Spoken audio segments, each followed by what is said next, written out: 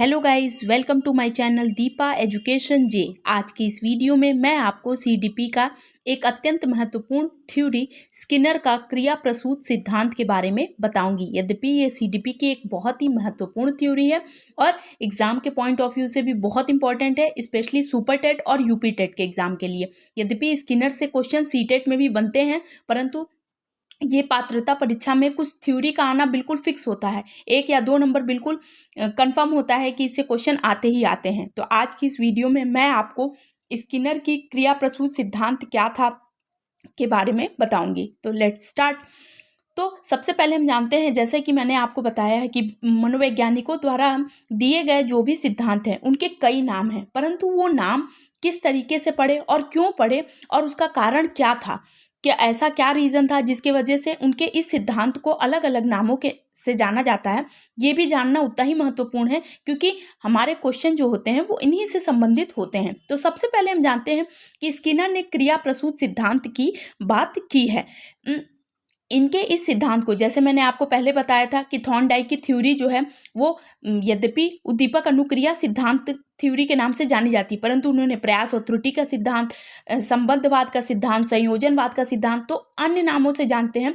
ठीक उसी तरीके से स्किनर का क्रिया प्रसूत सिद्धांत को हम अनुक्रिया अनुकूलन सिद्धांत, RS थ्योरी, नैमित्तिक अनुकूलन सिद्धांत, और ये नैमित्तिक अनुकूलन वेरी इंपॉर्टेंट है क्योंकि ये एक बार परीक्षा में पहले भी आ चुका है। फिर अभिक्रमित अनुदेशन सिद्धांत, अनुक्रिया उद्दीपक अनुबंधन यानी RS थ्योरी, प्राचीन अनुबंधन सिद्धांत और कार्यात्मक प्रतिबद्धता सिद्धांत के नाम से जाना जाता है। अब मैं आपको पहले बताना चाहती हूँ कि इनके ये जितने भी सिद्धांत के अन्य नाम हैं, ये अन्य नाम भी आपके लिए उतने ही महत्वपूर्ण हैं, क्योंकि हो सकता है आपसे पूछ ले कि नैमित्तिक अनुकूलन सिद्धांत किसने दिया था, या आपसे पूछ ले RS थ्योरी किसने दी थी। जैसे SR थ्योरी थॉर्नडाइक द्वारा दी गई थी, उसी तरह RS थ्योरी में को स्किनर महोदय द्वारा दिया गया था। अभिक्रमित अनुदेशन सिद्धांत, प्राचीन अनुबंधन सिद्धांत भी स्किनर द्वारा दिया गया है। अब मैं आपको पहले बताती हूँ कि इसके प्रतिपादक कौन। तो इसके प्रतिपादक हैं BF स्किनर। अगर इनके पूरे नाम की बात करें तो वुहास फ्रेडरिक स्किनर इनका पूरा नाम था। इन्होंने प्रयोग चूहे व कबूतर पर किया। अगर ऑप्शन में आपको चूहा और कबूतर अगर दोनों एक साथ नहीं दिया है, तो अगर चूहा दिया है तो चूहे पर, अगर कबूतर दिया है तो कबूतर पर टिक लगाएंगे। ठीक, अब बताती हूँ आपको कि स्किनर ने अपनी पुस्तक टेक्नोलॉजी ऑफ टीचिंग में, मैंने सबको अंडरलाइन कर दिया है क्योंकि ये पुस्तक भी बहुत ही महत्वपूर्ण हो जाती है कि टेक्नोलॉजी ऑफ टीचिंग को किसने प्रतिपादित किया। तो टेक्नोलॉजी ऑफ टीचिंग में इन्होंने 2 शब्द बताए, एक माइक्रो टीचिंग और एक प्रोग्राम्ड इंस्ट्रक्शन।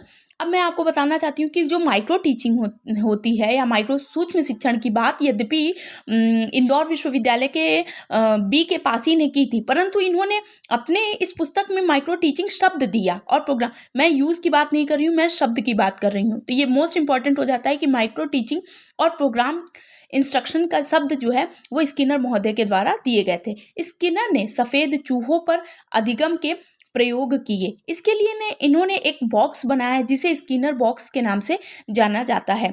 इस बॉक्स में एक लीवर था जिसके दबने पर गेट खुलता था तथा चूहे को भोजन मिल जाता था। तो यहाँ पर जो ये लीवर बना होता था, जो ये बॉक्स बना था, उसमें चूहा उछल कूद करता था और इस उछल कूद के पश्चात अचानक से उसका पैर लीवर पर पड़ता है और गेट खुलता है और उसे एक भोजन मिल जाता है। तो स्किनर बॉक्स, मैंने आपसे ये भी पूछ सकते हैं कि इस जो बॉक्स स्किनर ने बनाया था उसे किस नाम से जाने जाते हैं, तो इसे स्किनर बॉक्स के नाम से जाना जाता है।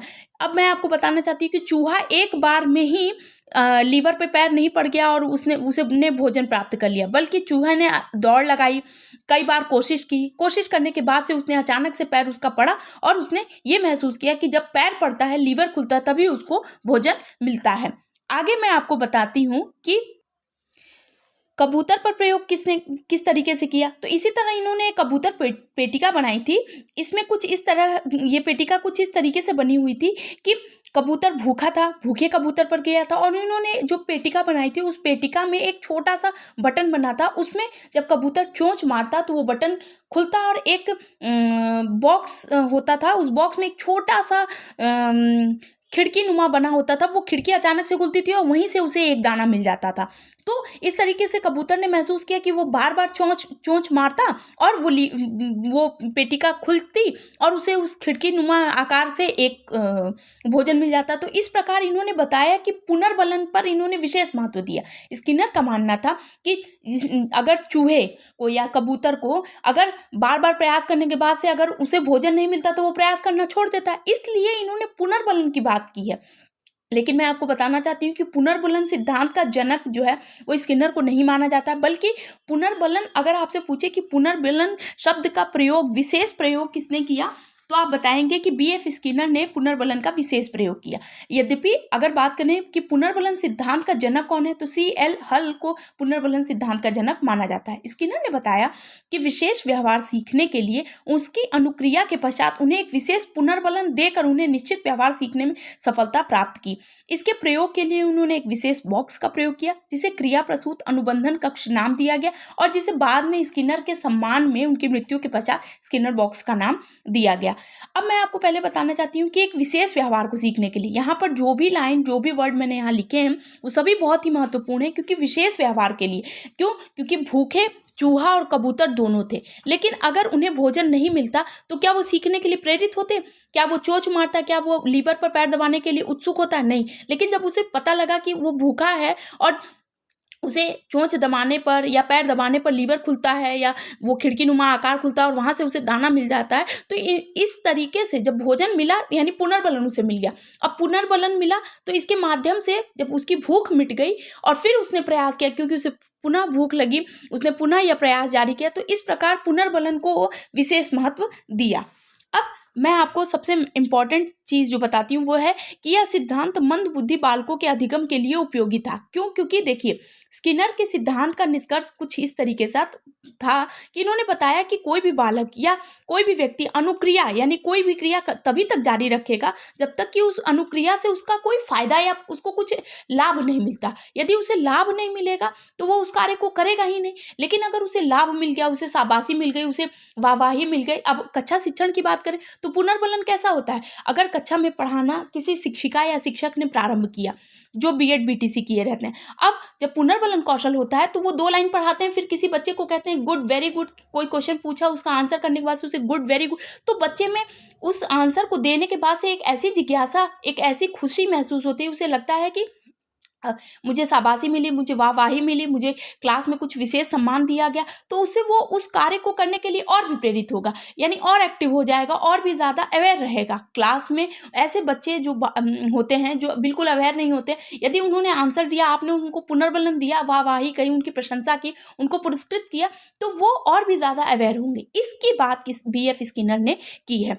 तो आई होप मैं आपको बताती हूँ कि बीएफ स्किनर ने 4 प्रकार के पुनर्बलन बताए हैं। पहला सकारात्मक पुनर्बलन, दूसरा नकारात्मक, तीसरा सतत और आंशिक पुनर्बलन। इसको भी समझ लेते हैं कि सकारात्मक पुनर्बलन ऐसा होता है जैसे भूख लगने पर अगर भोजन मिल जाए, प्यास लगने पर पानी मिल जाए, नींद आ रही है तो अगर उसे सोने को मिल जाए, तो ये सारी चीज़ें सकारात्मक पुनर्बलन है।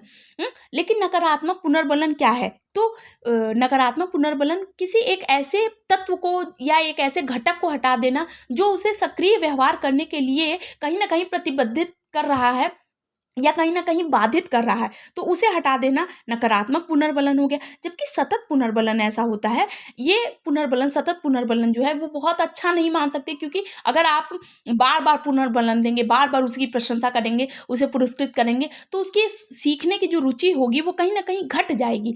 और इसके लिए सबसे ज़्यादा महत्वपूर्ण इन्होंने आंशिक पुनर्बलन को विशेष महत्व दिया। अब आपसे पूछे कि स्किनर ने सतत और आंशिक पुनर्बलन में किसे ज़्यादा महत्व दिया, तो इन्होंने आंशिक पुनर्बलन, उन्होंने कहा जब हम कुछ समय पर बच्चे को पुनर्बलन देंगे तो उसकी जो सीखने की अनुक्रिया जो होगी उसकी लगातार बढ़ती रहेगी और बदलती रहेगी, वो सीखने के लिए जागरूक होता रहेगा, थोड़ा रुचि दिखाएगा। तो इस प्रकार उन्होंने बताया कि आंशिक पुनर्बलन इज वेरी इंपॉर्टेंट टू सतत पुनर्बलन। तो ये बात बीएफ स्किनर ने की है। आइए आगे मैं आपको स्किनर की कुछ 2 महत्वपूर्ण पुस्तकों के बारे में बताती हूँ। तो इनकी प्रसिद्ध पुस्तकें थीं साइंस एंड ह्यूमन बिहेवियर इनकी प्रसिद्ध पुस्तक है, और दूसरी इनकी जो बहुत ही प्रसिद्ध पुस्तक है वो है द बिहेवियर ऑफ ऑर्गेनिज्म। तो इस 2 पुस्तक जो स्किनर की है, ये कभी-कभी आपसे क्वेश्चन भी पूछ लिया जाता है, तो पुस्तकें is very important for our exam. तो और निष्कर्ष अगर हम देखें तो बताते हैं कि कोई भी प्राणी अनुक्रिया यानी रिस्पॉन्स या मतलब तभी तक क्रिया को जारी रखेगा जब तक उस क्रिया का उसे कोई फ़ायदा या पुरस्कार नहीं मिलता। जब तक उसे फ़ायदा या पुरस्कार मिलता है, तब तक वो अनुक्रिया को जारी रखेगा। यही अगर उसे बंद कर दिया जाएगा तो वो उस कार्य को भी नहीं करेगा। तो आज की इस वीडियो में मैंने आपको स्किनर के क्रिया प्रसूत सिद्धांत के बारे में बताया। आई होप आपको ये वीडियो के माध्यम से स्किनर का क्रिया प्रसूत सिद्धांत, इससे बाहर कहीं भी क्वेश्चन आपके नहीं जाएँगे।